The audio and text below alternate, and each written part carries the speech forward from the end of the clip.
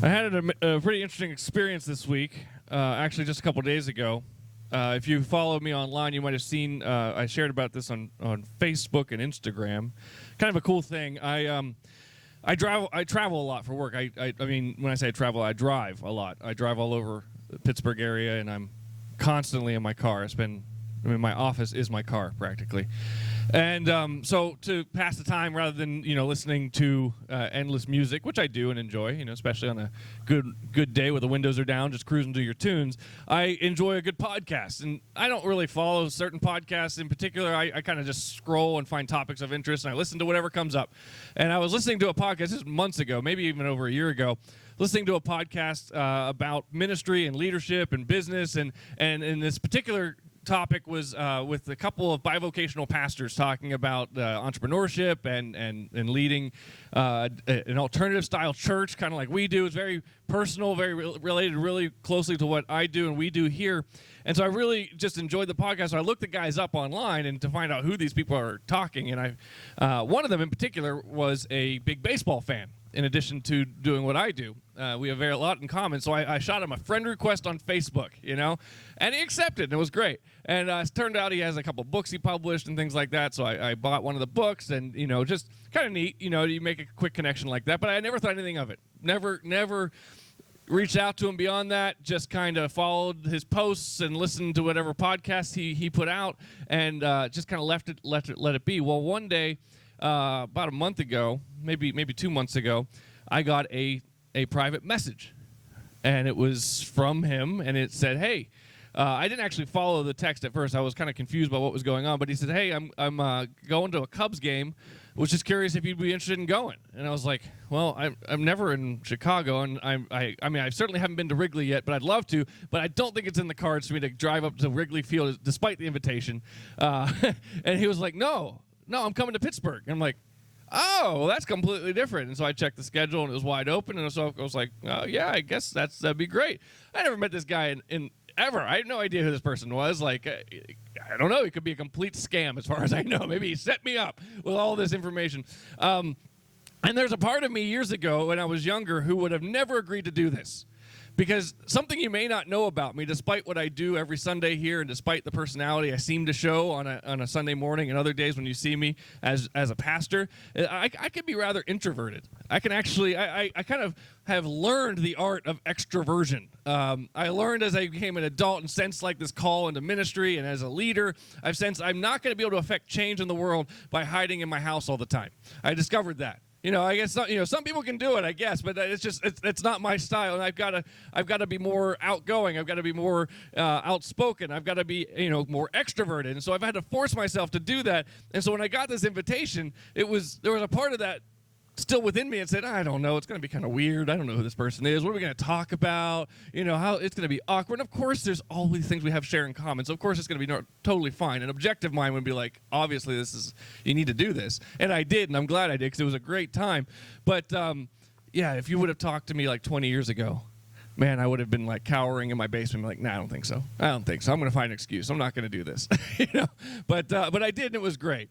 And we had a great time. The Pirates actually won, which was wonderful. It was a great game the whole time, 2-1. So it was close, throughout the entire experience. But it didn't really matter. We hardly watched the game. We talked so much.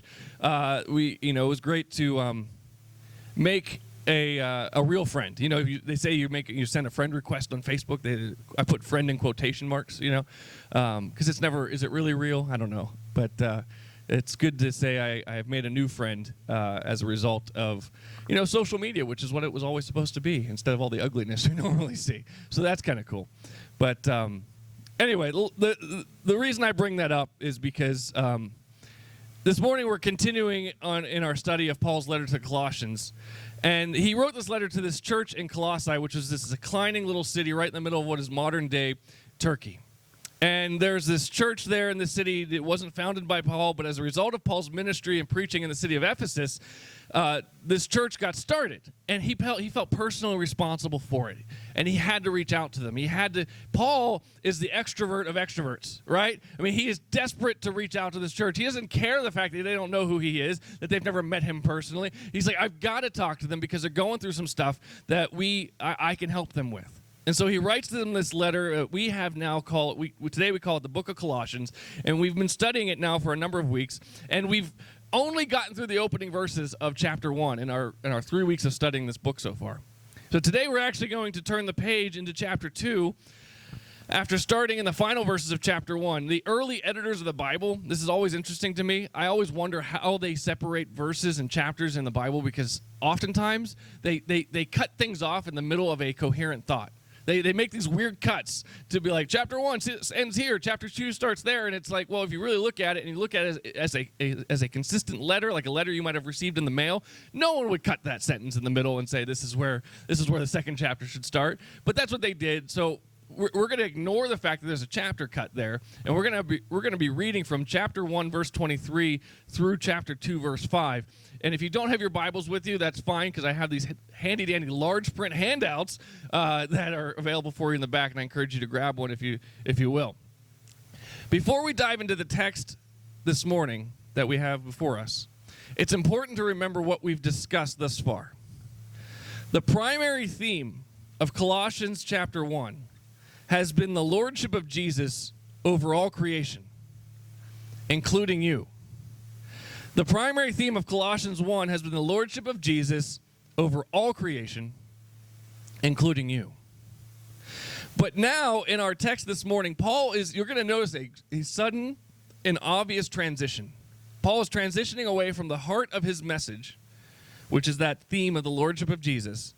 And we'll begin explaining why he does what he does, why he's reaching out to this church, why he's writing this letter, why he is motivated to not only write letters but plant churches when he's able, to preach the gospel at all times.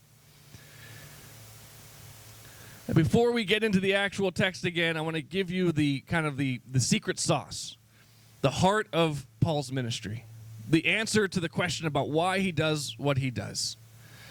Paul's primary mission, and we're going to see this reflected in the text, Paul's primary mission was to make Christ fully known, period. Paul's primary mission was to make Christ fully known. All of the things Paul did in his life after his dramatic conversion on the road to Damascus, every action he took, every word he spoke, every decision he made, everything centered around this singular mission, to make Christ fully known. This is such an important theme. I want us to repeat it together. What was Paul's primary mission? To make Christ fully known. To make Christ fully known. Let's take a look at Colossians chapter 1, verse 23. And as I said, we're going to read through chapter 2, verse 5. Starting in verse 23. The good news has been preached all over the world, and I, Paul, have been appointed as God's servant to proclaim it. I am glad when I suffer for you in my body, for I am participating in the sufferings of Christ that continue for his body, the church. God has given me the responsibility of serving his church by proclaiming his entire message to you. This message was kept secret for centuries and generations past, but now it has been revealed to God's people. For God wanted to know that the riches and glory of Christ are for you Gentiles too. When he says Gentiles, all he means is a fancy word for non-Jewish people. Paul comes from a Jewish background. So the word Gentiles in the Greek translates to what would be today in modern English, the rest of the nations. It literally means all the nations outside of Israel. So for God wanted them to know the riches and the glory of Christ for you Gentiles too. That includes us. And this is a secret. Christ lives in you. This gives you assurance of sharing his glory. So we tell others about Christ, warning everyone and teaching everyone with all the wisdom God has given us. We want to present them to God, perfect in their relationship to Christ. That's why I work and struggle so hard, depending on Christ's mighty power that works within me. I want you to know how much I agonized for you and for the church at Laodicea, and for many other believers who have never met me personally. I want them to be encouraged and knit together by strong ties of love. I want them to have complete confidence that they understand God's mysterious plan, which is Christ himself. In him lie all the treasures. In him lie hidden all the treasures of wisdom and knowledge. I am telling you this so no one will deceive you with well-crafted arguments, for though I am far away from you, my heart is with you. And I rejoice that you are living as you should and that your faith in Christ is strong. I know that was a mouthful, and there's a lot going on here in this text. As I just said, Paul's primary mission was to make Christ fully known. He was called by God. He was given this responsibility, and he took his responsibility seriously. His conversion to Christianity changed the trajectory of his life. If you're not sure, if you don't really know the history of Paul's life, I encourage you to read about the conversion on the road to Damascus. When he meets Jesus face to face, his former allies immediately become his enemies. His former enemies are now not only his allies, but they are actually his brothers and sisters in this new faith that he was once persecuting. Instead of throwing Christians into prison and persecuting them, he himself is now rotting away in prison for the very gospel message he once rejected. Yet still he pushed on toward the goal, maintaining his focus and remaining true to his commitment for one reason and one reason only. And that reason is something he spoke of in Romans chapter 10. In the letter to the Romans, Paul once said, "Everyone who calls on the name of the Lord will be saved." Everyone who calls on the name of the Lord will be saved. If I were you, I would underline that verse. I know there's more verses in this passage I've included here, but that opening of verse 13, everyone who calls on the name of the Lord, that is a powerful and important text. Post it on your refrigerator, stick it on your mirror, stitch it on a pillow, make it the wallpaper on your phone, whatever it takes to remember what Paul says here. Everyone who calls on the name of the Lord will be saved. This was the preeminent thought going through Paul's mind throughout the entirety of his ministry, throughout all of his life. He continues on writing in verse 14, says, "How then can they call on the one they have not yet believed in? And how can they believe in the one whom they have not yet heard? And how can they hear without someone preaching to them? And how can anyone preach unless they are sent?" Maybe you're like a lot of Christians. Maybe you hear me saying all this about Paul's heart for preaching, his eagerness to share the gospel, his drive to ensure as many people as possible hear about the saving knowledge of Jesus Christ. Maybe when you hear that, you hear me talking about it, your mind goes to this. You start thinking to yourself, yeah, that's why we have a pastor. Maybe you're thinking to yourself, it's Tom's job to preach the gospel. It's Tom's job to proclaim Jesus as Lord, like Paul did. You might even be thinking, why is Tom preaching to himself here? This is a text for him. It doesn't apply to me. I'm not a pastor. I'm not ordained. I didn't go to seminary. And I'm certainly not an apostle like Paul was. If those thoughts have ever crossed your mind, and I want to encourage you because I want to remind you that chances are, if they're not right now, they used to, and maybe they have at times. If those thoughts have ever crossed your mind, I want you to hear me now, and I want you to take note of this very specific thing. Paul's mission is my mission too. Paul's mission is my mission too. In case you need convincing, here's what you need to know. Jesus was never interested in a professional class of religious leaders. He was never interested in professional evangelists, professional priests, professional bishops, professional apostles. He was never interested in that kind of thing. If you look through the Gospels, you see it plainly. Jesus rejected the very notion of the religious hierarchy system to which he was born in. He challenged the religious leaders. He challenged the priests and the Pharisees and the Sadducees. He challenged them, confronted them on a daily basis. When he chose his own disciples to carry on his message and his teaching about this new thing called the gospel, he didn't choose religious leaders. He didn't choose priests. He didn't choose the educated. And he certainly didn't send them off to seminary to be ordained before they could preach and teach the gospel. Jesus was an effective leader in the way he launched his kingdom movement by concentrating his energy and his efforts in training 12 disciples, 12 men who were just average people. They were just regular people. Most of them were fishermen. There was a tax collector among them. There was a doctor who showed up eventually. But his words applied to the regular common people. He taught them to carry on his word, to carry on his message. In Matthew chapter 9, Jesus, we know this passage, we've heard it before. Jesus once said, the harvest is plentiful, but the workers are few. Ask the Lord of the harvest, therefore, to send out workers into his harvest field. I mentioned that particular verse because the word that Jesus chooses to use there, what we translate worker, is a very specific word. It's only used for uneducated, unprofessional laborers. That's what it means. It's not religious leaders. It's not teacher. It's not educated elite. It's none of those things. It is common day, everyday workers who have to work the field with their hands, work the land with their hands, and just regular average folks. Jesus was very specific in who he wanted among his people, the people he wanted to relay his message about the grace of God. It was us. It was average people.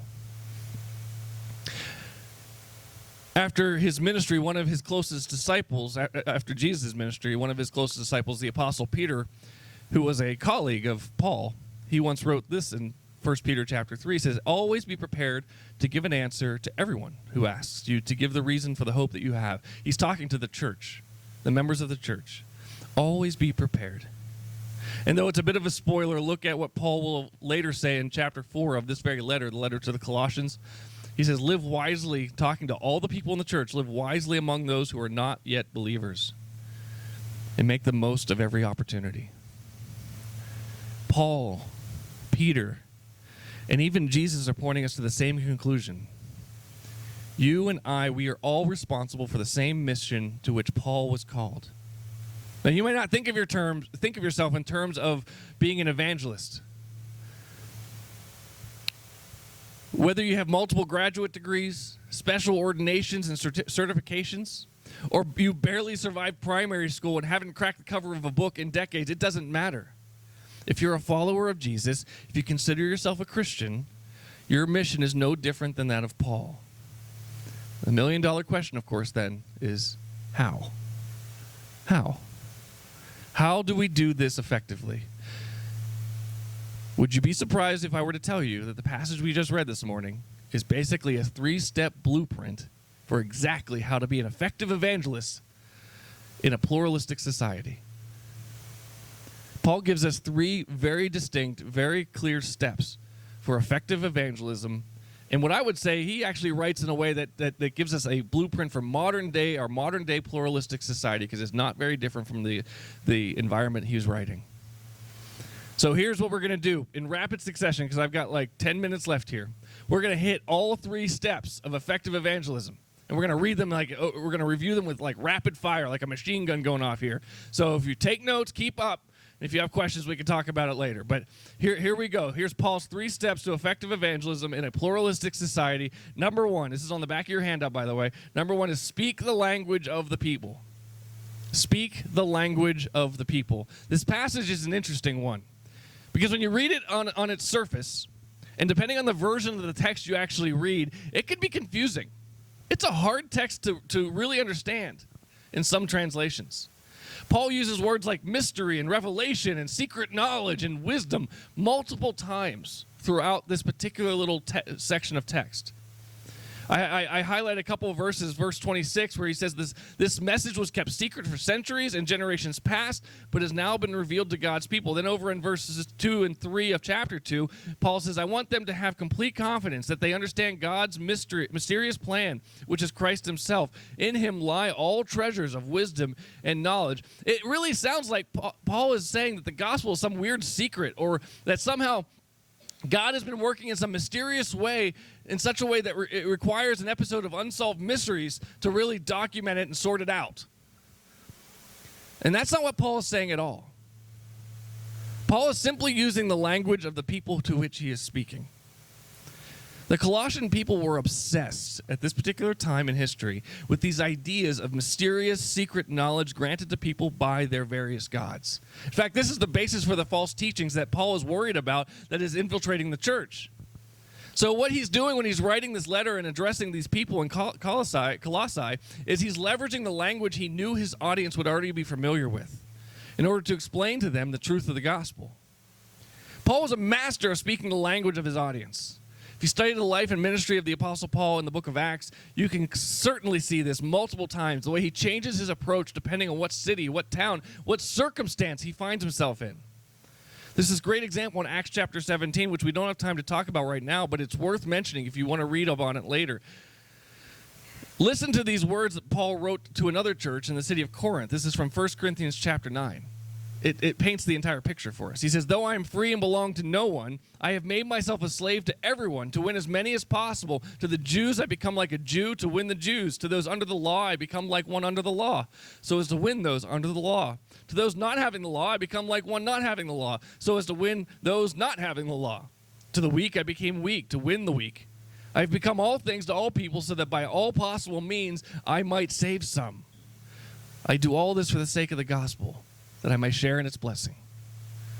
There's nothing more unhelpful in today's progressive, pluralistic society than speaking the gospel in a manner in which no one understands. Sharing your faith isn't a matter of learning complicated words in order to properly explain your theology. There's a time and a place to talk about those terms and to explore theology and to dive deep into our faith and use those big, heavy, academic, complicated words, but it's certainly not in the midst of evangelism. That is not that's not the style of evangelism that God would smile upon. Evangelism is about connecting with another person in a manner and a place in which they understand and they are capable and comfortable in hearing you and relating to you, so that you might have an opportunity to share with them the saving knowledge of Jesus Christ, period. That's it. That's all there is to evangelism. Another thing I want to mention real quick is that evangelism is also not about going halfway around the world to teach people whose culture and language you don't understand. That's a big misnomer and frustration that I have. It's in my heart that I need to work on, honestly. You don't need to travel halfway around the world to share the gospel. You just need to look to your neighbors. You just need to look to your coworkers, your colleagues, your classmates. My best advice is to use your own personality, the talents, the interests, and most importantly, the existing social circle that God has already given you. A social circle in which you already speak the language, you know the culture, you know how these people talk, you know the kinds of things that they do. And use your intimate knowledge of those relationships to share the gospel and point people to Jesus. If you're the kind of guy who enjoys a beer after work, grab a beer with one of your coworkers from time to time. And while having a conversation about while complaining about work, slip in some stuff about life and faith. If you're the sort of person who's into golf or into cars or a certain kind of music, leverage those interests and those hobbies to connect with people you understand and who understand you, with the ultimate goal of projecting Jesus and leading people to salvation. Speak the language of the people. That's the first step. The second step is to stand firm no matter what. I'm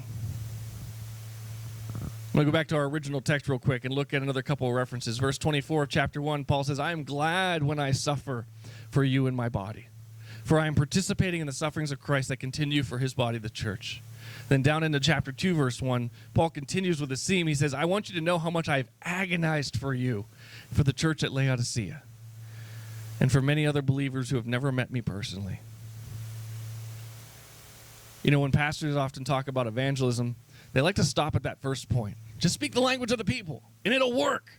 And they get you all riled up, like, yeah, we're gonna grow this church. We're gonna change the world. We're gonna see a revival because everyone's gonna hear us talking in the language that they understand. They couldn't resist. They won't be able to resist what we share with them, and they're all gonna come to the saving knowledge of Jesus Christ. They're all gonna experience salvation. We're gonna have endless baptisms down at the Cascades next week because everyone's just gonna start talking the gospel in the language of the people who understand it. Oftentimes that's where pastors stop. They're like, yeah, just go do it. It's gonna be great. There'll be no negative experience whatsoever. Here's the ugly truth. When you speak truth with a capital T in a world that rejects the notion that any truth can be superior to another's claim on truth, you're inevitably going to startle and offend others. It's going to happen. That's not your intention. That was not your goal. You're not striving to be offensive. You're not striving to startle and confront somebody. You're not doing that on purpose. In fact, in 1 Peter, we looked at this text already, but I cut off the last sentence of the text. I include it now in your handout. Peter actually talks about this in a fascinatingly appropriate way. He says, always be prepared to give an answer to anyone who asks you to give a reason for the hope that you have. And then he continues that thought by saying, but do this with gentleness and respect. Our goal is to be respectful. Our goal is to speak gently and to speak a language that people understand and to do it so they will hear us and not be offended. We don't want to insult anyone. But the reality is it will happen, especially today and increasingly in the future. The world will push back on you. People you once considered dear friends, even close family, are going to reject you if you do this. And I hate to say it, I know this isn't the encouragement that you want to hear, but even Jesus himself predicted this. Look at Luke chapter 12. Do you think I have come to bring peace to the earth? No. I have come to divide people against each other. From now on, families will be split apart, 3 in favor of me, 2 against, or 2 in favor and 3 against. As our world spirals further and further into this realm of secular progressivism, collective narcissism, and identity politics, people will only become more and more intolerant of the values for which Christians stand and the gospel we profess. You will be mocked. You will be rejected. You will be insulted. They may take this anger out that they have against you, they may take it out against you professionally or personally. If you do this, if you speak the gospel and point people to Jesus in a manner in which they can understand, there will be some who simply want nothing to do with it or anything to do with you as a result. And I wish it wasn't true. But it's the tale as old as time. At least 2,000 years of time. It's precisely what happened to the first century Christians. And it's exactly what Paul was enduring as he wrote the very letter to which we are reading and studying. And it's going to be okay. It's okay. Why do I say that? I say it's going to be okay because we have the church. This is why we have the church.